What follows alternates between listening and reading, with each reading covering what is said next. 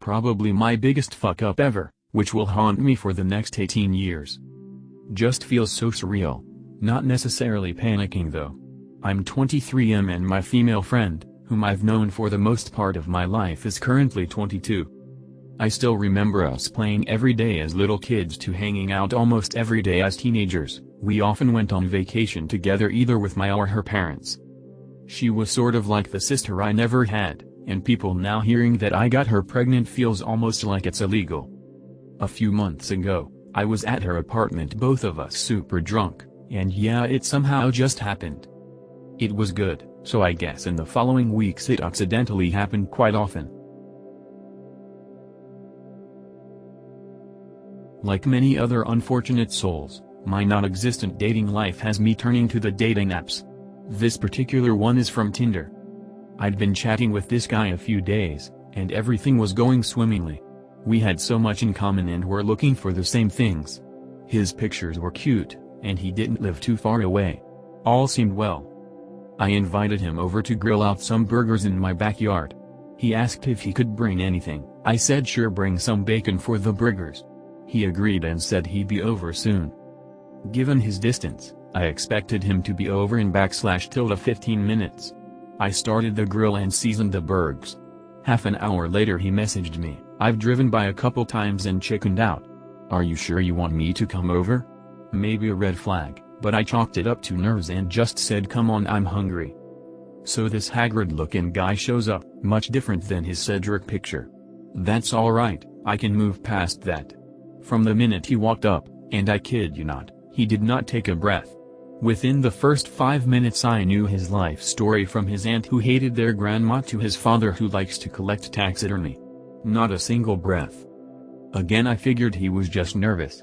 I put the burgers on, and when they're ready he pulls out a Ziploc from his pocket with 2 pieces of bacon in it. He puts them only on his burger. Okay. We sit down at the patio table to start eating. I finished my burger before he even started his. He did not stop talking the entire time. When we sit down, he reaches into his pocket, pulls out a vial. It is about 2 inches tall with a cork in it. It's filled with black powder. He must have noticed me staring at it, flipping between if he was about to snort something strange or build some sand art. He said, "Oh, all super casual. I'd like to introduce you to my mother." I just stared at him for what felt like an eternity. I didn't know whether to laugh or cry or run. I like to bring her to any important event in my life. She also has ashes in this necklace I'm wearing, and in this ring I have on, and this half-sleeve tattoo is for her. Now, mind you, I've lost too many people close to me, and I do not judge people based on their grief cycles. We all cope differently and I respect that. But homeboy brought a vial of his mother's ashes, and set them on the table for our first date. I simply could not. He finally finished his burger and I made some excuse about having to clock in and finish some work. At 9:30 p.m., he texted me before he even got to his car and told me, "My mother really liked you, I can't wait to see you again." I told him I didn't feel the connection to him or his mother. TL, Dr. Tinder date brought his mother to our first date. In an unconventional way. Friends, my marriage was on the edge of a knife just now. Story time. My wife, 40F, comes into the bedroom with an unknown dress she found in the dryer. "Wife, where did this dress come from?" Me, "It's not yours?" W, "I know my own dresses." At this point she is making light, but there is smoldering anger behind those brown eyes and I am legit in danger. Me, I have no idea. At this point I'm scrambling to come up with anything that doesn't make it look like I'm cheating, cause even I realize that despite being innocent this doesn't look good and I'm in trouble. I have no idea where the dress is from. Stalling for time I ask what size it is. A dumb fucking question. Not her size. Fuckity fuck. More scrambling and I say, maybe it was from daycare and sent back with my kids, 3 meters, dirty clothes? A stretch, but I'm painfully aware the longer this mystery goes on the more screwed I am. No one has stayed at our house in the last 2 years. The whole time I'm thinking, shit. I suggest maybe someone is sabotaging me. It sounded stupid the moment I said it, but I mean, WTF is happening? I say, it's kinda nice, maybe you should try it on. Please no one ever take advice from me ever. Her eyes are beginning to promise my horrible death despite still seeming amused, but don't be fooled, the Reaper was at my door. I'm literally sweating at this point and trying to keep it lighthearted is becoming more and more difficult. Has my dryer wormholed into another person's house in some twisted cosmic joke? Anything is possible now. My wife is losing her humor by the nanosecond as I stare dumbly at this goddamn dress. I'm at a complete loss, and then a revelation comes to me in my moment of need. An epiphany for the ages. A memory to redeem every forgotten thing my notoriously bad memory has forgotten over the years on the daily. Me, was it with that skirt my mom gave you? Wife, visible relief as she checks her phone /. Sure enough, there is a picture of the dress and her messages of the items of clothing my mom gave her. High five brain. Marriage saved to screw up another day. And #X200B. TL. Dr. An unknown dress materialized in the dryer and neither my wife nor I had any explanation for it. This did not reflect well on me, to say the least. Eventually we figured it out and my marriage didn't crash and burn.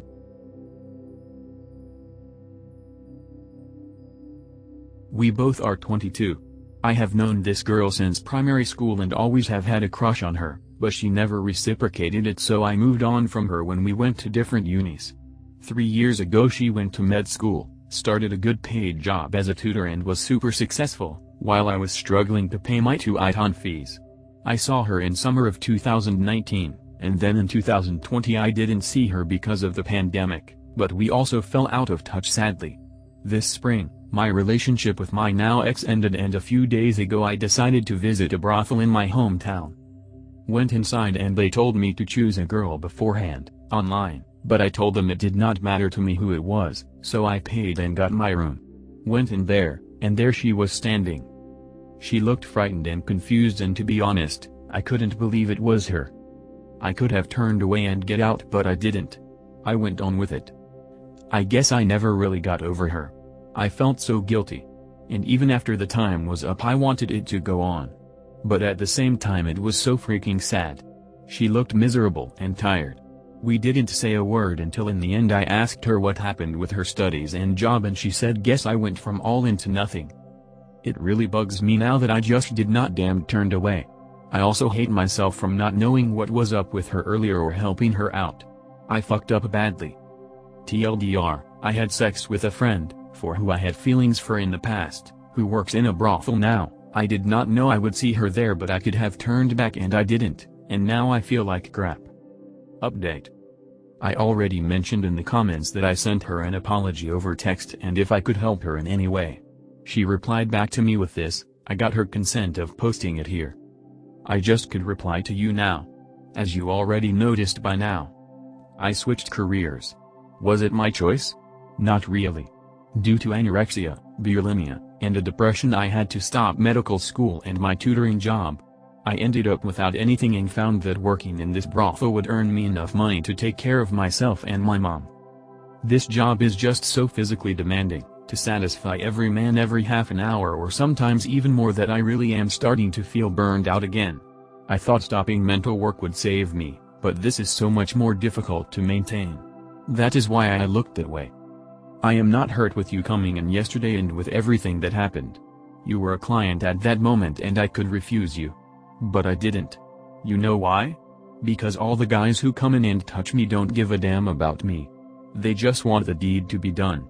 At least I know you do. You do give a damn about me. You did not even choose me on purpose, and if you are at fault here, then I am too. I don't need help, but thanks for the offer.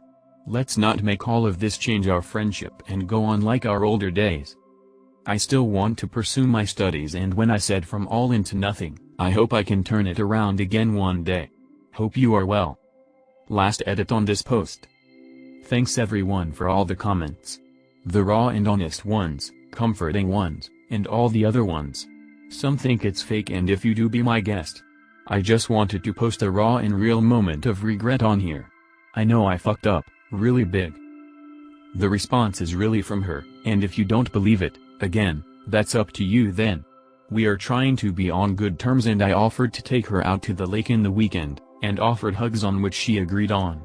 I'm really thankful on how everything turned out, and I will try to help her in any way she needs. The place where this all happened is Amsterdam.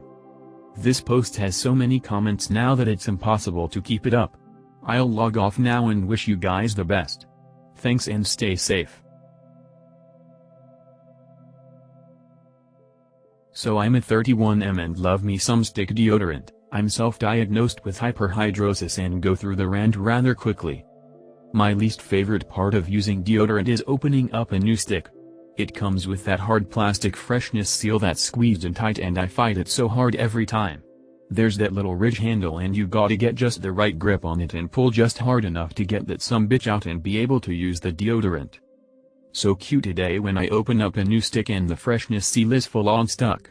I cannot get a good pinch on the ridge handle and it feels extra tight. And it was at that moment when the light bulb clicked. What if I just turned the bottom a few times to pop the seal out? I felt like a caveman just covering fire. And then I felt like the dumbest idiot for realizing this is likely how everyone else does it, and how I've been doing it wrong for like 20 years.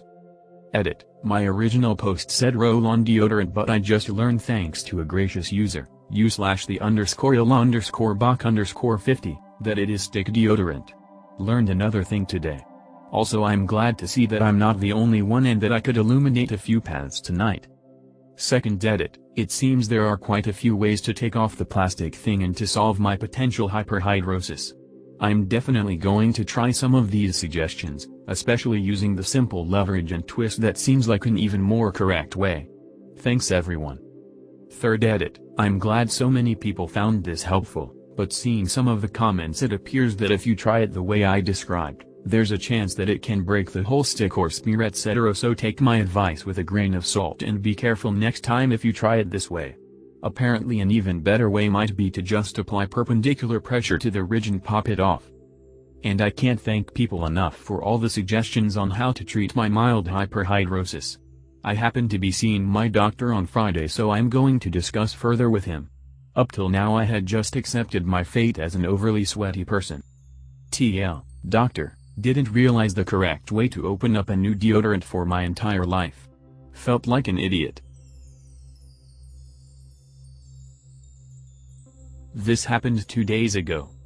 My partner loves going to fancy restaurants for date night. I'm not a huge fan of them as I think it's a waste of money and a Big Mac is just as good in my book, but we go every so often to make her happy.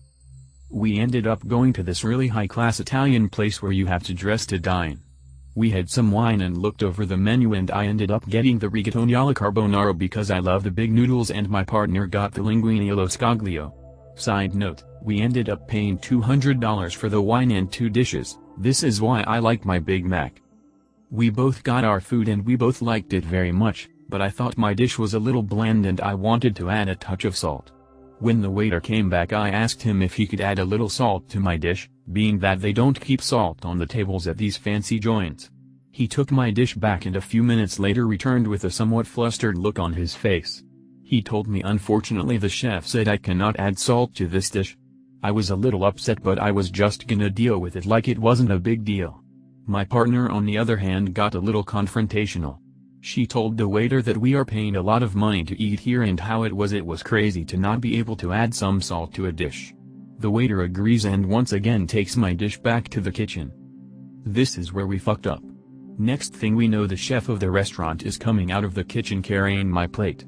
He was the perfect stereotype of an old Italian chef, a little round and a very thick Italian accent. He looks at me and starts to rant very aggressively about how disrespectful it was for me to ask for salt. This restaurant has a Michelin star. Do you know who's eaten here? Never in my career has someone asked to change my dish at my restaurant. This rant caused a bit of attention and soon the majority of the restaurant were staring at us getting scolded by this old Italian chef. I was extremely embarrassed, but I didn't want to argue with the chef about salt, so we just sat there and waited for him to finish. Once he was done he left me my dish and returned to the kitchen.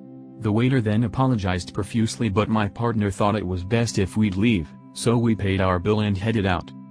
On the way home the car ride was pretty silent as my partner was upset, but I looked at her and said McDonald's would have given me salt, and we ended up laughing about the whole situation.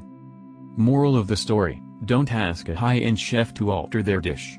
Or just get a Big Mac. TL doctor asked a chef to add salt to a dish, he got mad and scolded me.